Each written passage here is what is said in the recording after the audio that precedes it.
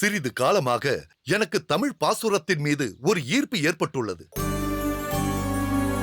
அதை கற்றுக்கொள்ள வேண்டும் என்று ஆர்வமும் ஏற்பட்டிருக்கிறது. முன்பொரு முறை நீ தமிழ் பாசுரங்களை கற்றுக் கொடுக்கிறாய் என்று கேள்விப்பட்டேன். அதேபோல் எனக்கும் கற்றுக் கொடுக்க முடியுமா? என்ன மன்னவா இப்படி கேட்கிறீர்கள்? இது அடியனுக்கு கிடைத்த மிகப்பெரிய வாய்ப்பு, பாக்கியம். தாங்கள் இங்கு எத்தனை நாட்கள் தங்க திட்டம் தீட்டிருக்கிறீர்கள்? எப்பொழுதிலிருந்து துவங்க வேண்டும் என்று சொல்லுங்கள். அடியேன் அதற்கு சித்தமாக இருக்கிறேன். உனக்கு எப்பொழுது சௌகரியம் என்று சொல், அப்பொழுதே வைத்துக் கொள்ளலாம். நானே உன் இல்லம் தேடி வருகிறேன். நீங்கள் அடியனை தேடி வருவதா? அபச்சாரம், அபச்சாரம். நீங்கள் எங்கு தங்கியிருக்கிறீர்கள் என்று சொல்லுங்கள். அடியேன் உங்களை தேடி வருகிறேன். நல்ல விஷயங்களை தொடங்குவதில் தாமதம் இருக்கக்கூடாது. நாளையிலிருந்தே ஆரம்பிப்போம். அதுவும் சரிதான். அடுத்த 15 நாட்களுக்கு நான் இங்குதான் இருக்கப் போகிறேன். அதற்குள் எந்த அளவிற்கு பாசுரங்களை கற்க முடியுமோ அந்த அளவிற்கு கற்றுக்கொள்கிறேன். நீ நாளை என் அரண்மனைக்கே வந்துவிடு. அவசியம் மன்னா, அப்படியே செய்கிறேன். நாளையே அடியேன் நீங்கள் தங்கியிருக்கும் அரண்மனைக்கு வந்து விடுகிறேன். தமிழ் பாசுர வகுப்பை அப்பொழுதே தொடங்கிவிடலாம். சரி, அப்படியே செய்வோம். இப்பொழுது எல்லோரும் சேர்ந்து ஆதிகேசவ பெருமாளை சேவித்து விட்டு வரலாம். என்ன பட்டரே, நடை அடைக்கும் நேரம் நெருங்கிவிட்டதோ? இல்லை மன்னவா, சரியான நேரத்திற்கு தான் வந்திருக்கிறீர்கள். ஆதிகேசவனை கண்குளிர சேவிக்கலாம். வாருங்கள். வாருங்கள்.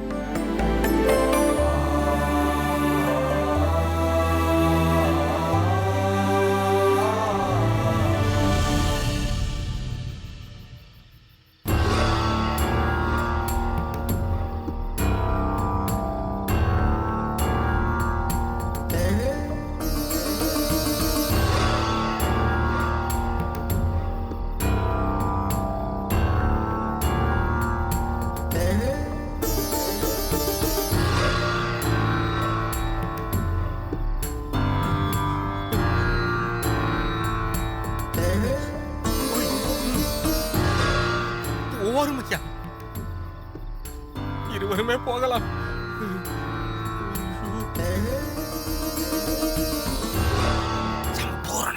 பூரணம் என்ன இது? நீர் கூப்பிடும் ஐயா. கூப்பிடு. நாங்கள் தான். அடியேன் சம்பூர்ணம், கைலாசம். மந்திர உச்சாடனத்தில் இருக்கும் போது இடையூறாக ஏன் வந்தீர்கள்? சுவாமி, ஏன் இந்த உக்கிரமான தவம்? மந்திர உச்சாடனம்.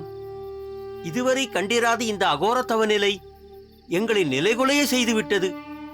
ஆமாம் குருநாதா, இன்னும் சிறிது காலம் சென்றால் இங்கிருக்கும் மரம் செடிகள் எல்லாம் கருகி சுடுகாடாகிவிடும் போல இருக்கிறதே. அமங்கலமான வாய்ப்படைத்தவனே, இவ்விடமே மங்களஸ்தானமாக இருக்க சுடுகாடு என்கிறாயே. சமைக்க வேண்டும் குருநாதா, பதற்றத்தில் வார்த்தைகள் ஏடாகுடமாக வந்து விட்டன. சுவாமி, இது என்ன புது உபாசனை? என்னை பொறுத்தவரை இது பழைய புராதனமான உபாசனைதான். இருப்பினும் வெகு நாட்கள் கழித்து இதை மேற்கொண்டிருக்கிறேன். அதர்வன வேதத்தில் உள்ள அமானுஷ்யமான வித்தையை உபாசித்துக் கொண்டிருக்கிறேன். நீரோ தட்சிணாமூர்த்தி என்பவனை என்னிடம் அழைத்து வந்து விட்டீர். அவனோ என்னிடம் மன்றாடுகிறான். நம்பி வந்தவனை கைவிடக் கூடாதல்லவா?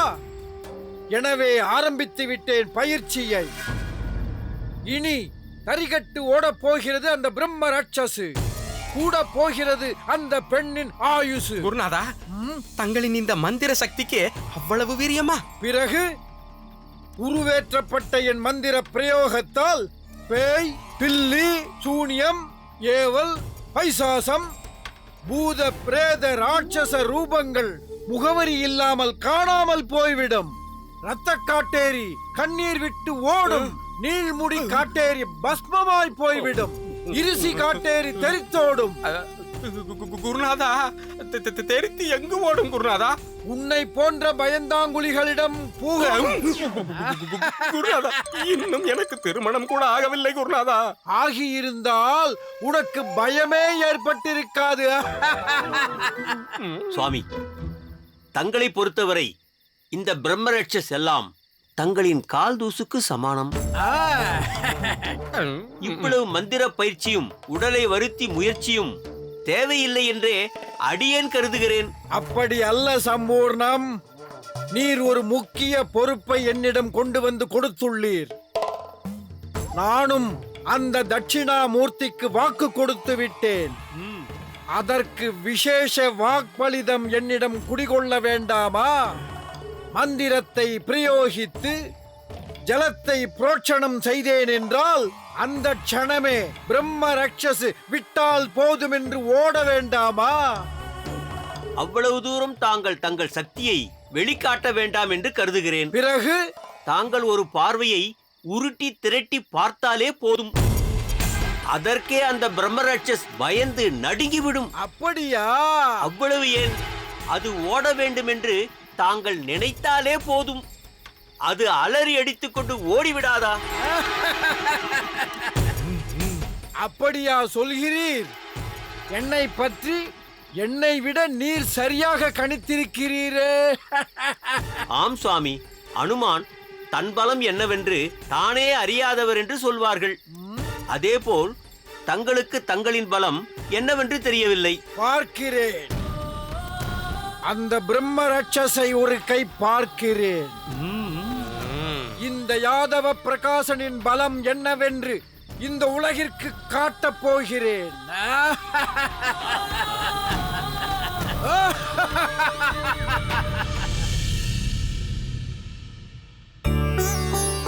உபனிஷத் வாக்கியம் என்ன கூறுகிறது? அன்னம் பகுகுர்வீத, அன்னம் ந பரிசஹீத, அன்னம் ந நிந்த்யாத்.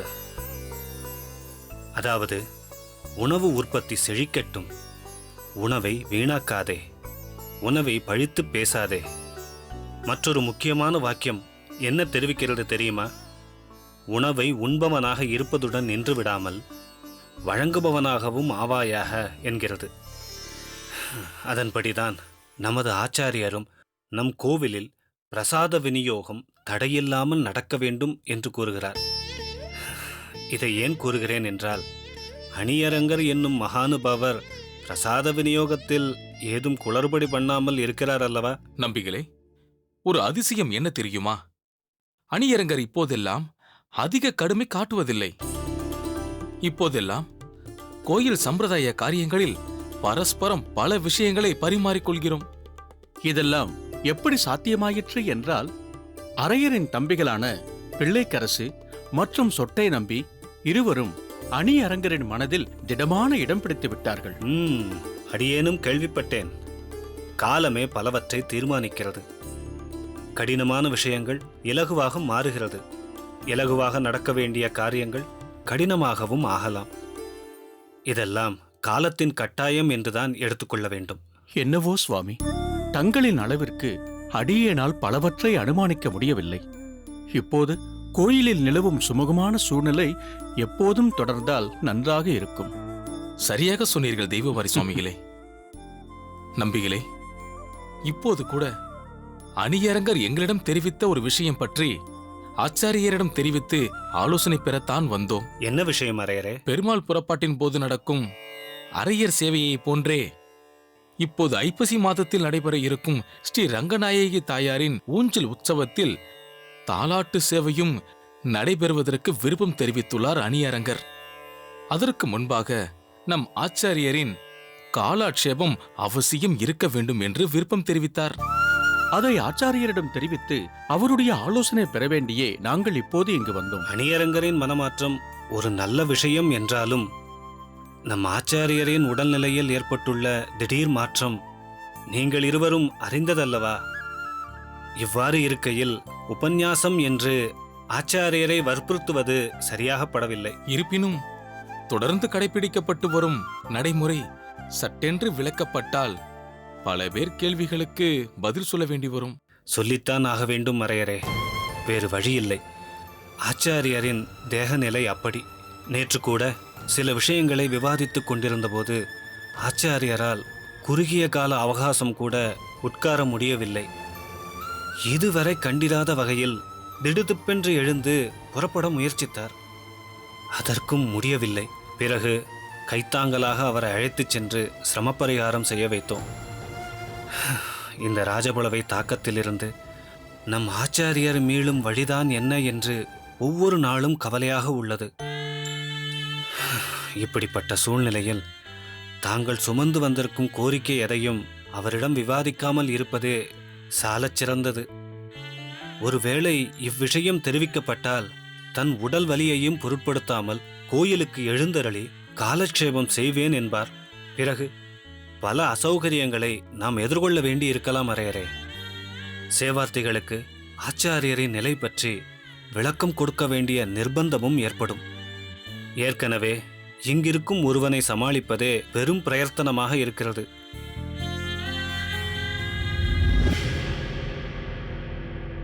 தீர்காயுஸ் அவனுக்கு. மூக்கில் வேர்த்தது போல் அவன்தான் வருகிறான் என்று நினைக்கிறேன்.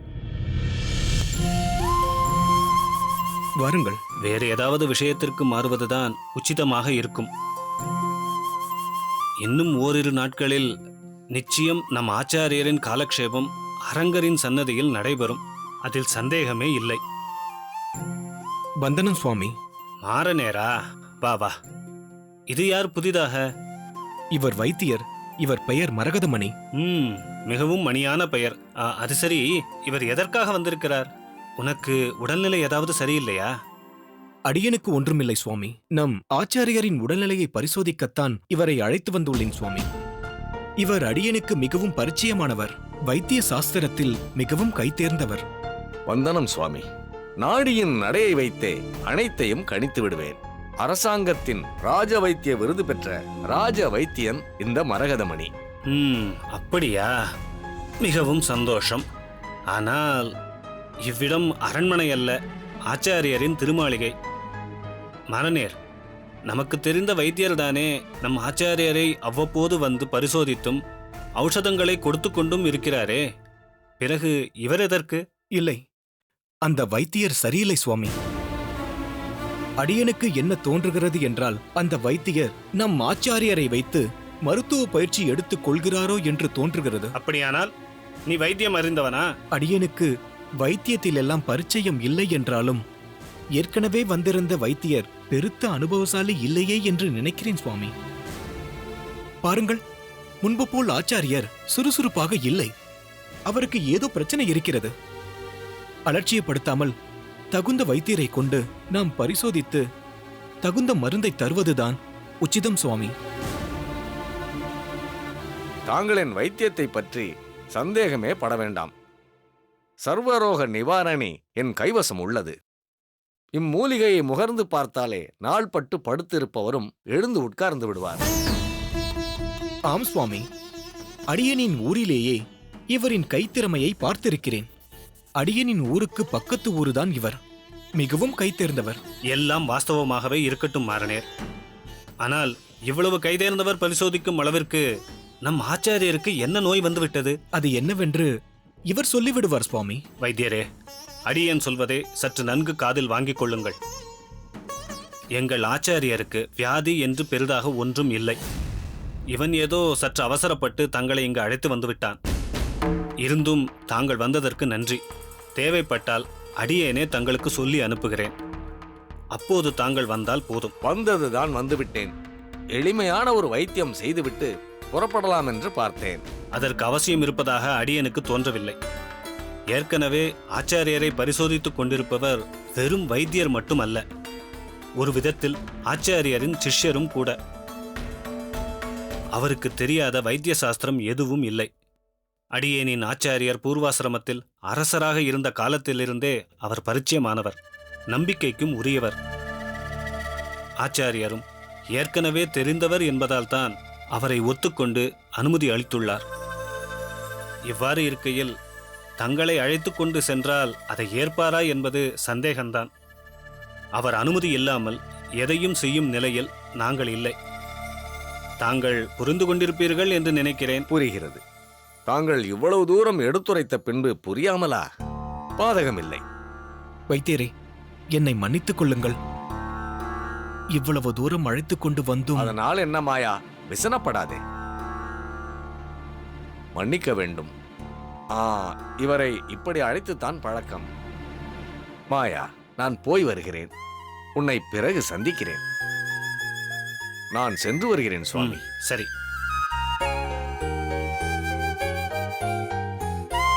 வேறு வைத்தியர் தேவை என்று யாராவது உன்னிடம் சொன்னோமா மாறனேர்? இல்லை இல்லை சுவாமி. பிறகு ஏன் அவசர அவசரமாக இப்படி ஒரு காரியத்தை செய்தாய்? என்ன அவசியம் வந்துவிட்டது இப்போது? நேற்று இரவு கூட உறங்குவதற்கு மிகவும் கஷ்டப்பட்டார். ஒரு நிலையிலிருந்து மற்றொரு நிலைக்கு புரண்டு படுப்பதற்கு மிகவும் சிரமப்படுகிறார். அதனால்தான். மாறனேர், ஆச்சாரியருக்கு என்ன வயதாகிறது தெரியுமா? வயோதிகம் அவரை சற்று படுத்துகிறது, அவ்வளவுதான். ஓரிரு நாட்களில் அவர் சகஜ நிலைக்கு வந்துவிடப் போகிறார். தேவையில்லாமல் புதிய வைத்தியரை எல்லாம் அழைத்து வராதே. ஏன், எங்களுக்கு ஆச்சாரியர் மீது அக்கறை இல்லையா? நாங்கள் என்ன அலட்சியமாக இருந்து விடுவோமா? அது வந்து போதும். மற்றொரு முறை இப்படியெல்லாம் செய்ய வேண்டாம், புரிகிறதா? ஆச்சாரியருக்கு ஒரு உபாதையும் பெரிதாக இல்லை. சரி, வேறு ஏதாவது பணி இருந்தால் அதை போய் பார். அடியேன் தாசன். அப்பப்பா, இவனிடம் இன்னும் என்னவெல்லாம் சொல்லி சமாளிக்கப் போகிறோமோ தெரியவில்லை. ஆச்சாரியர் கணித்தது மிகவும் சரியே. பார்த்தீர்களா இவன் செய்த காரியத்தை? இவன் கொடுக்கும் நெருக்கடியில் அடியேன் ஏதாவது உளறிவிடுவேனோ என்று அச்சமாகவே இருக்கிறது. சரி, நீங்கள் இருவரும் புறப்படுங்கள்.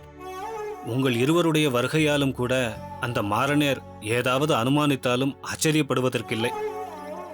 அடியேன் கூறியது உங்கள் கவனத்தில் இருக்கட்டும், சரியா?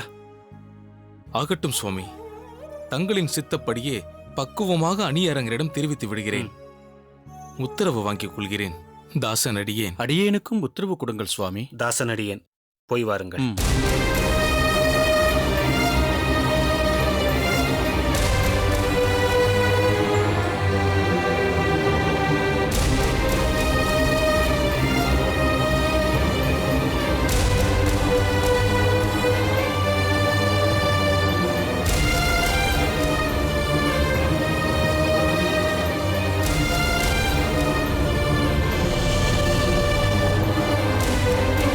நீங்கள் யாரை தரிசிக்க வேண்டும் என்று நினைத்தீர்களோ அவரே நீங்கள் இருக்கும் இடம் தேடி வந்து கொண்டிருக்கிறார். அங்கே பாருங்கள்.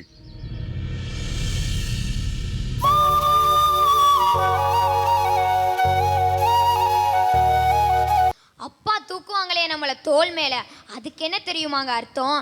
நான் பார்க்காத உலகை நாம் குழந்தை பார்க்க வேண்டும் என்று.